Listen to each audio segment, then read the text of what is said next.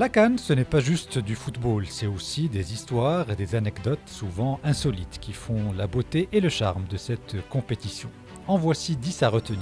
Saviez-vous qu'à ce jour, 10 pays n'ont jamais participé à une seule Coupe d'Afrique des Nations?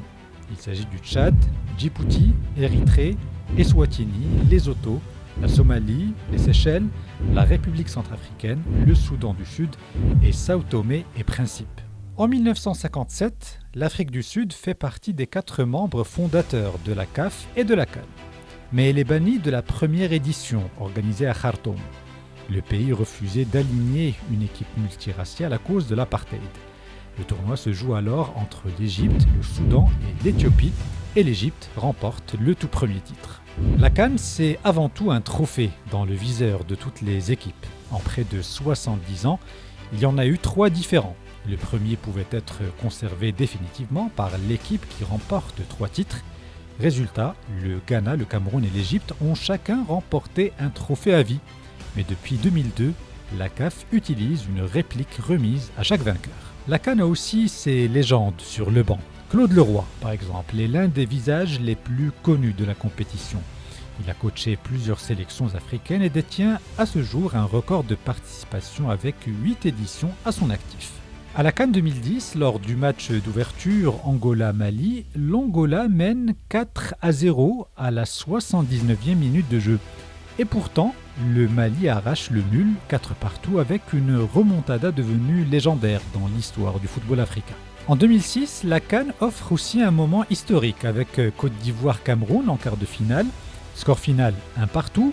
S'ensuit alors une séance de tir au but interminable. 12-11 pour les Ivoiriens. Les 22 joueurs réussissent leur tir avant que Samuel Eto'o ne rate le pénalty décisif. En 2013, le Niger se qualifie pour la CAN, mais n'a pas les moyens de s'y rendre. Pour financer sa participation, le pays organise un téléthon retransmis à la télévision. Le 4 janvier 2013, il permet de récolter 3 millions d'euros, assez pour envoyer la sélection à la 2e CAN de son histoire. Durant la CAN 2021, la Mauritanie vit un moment de malaise devenu viral.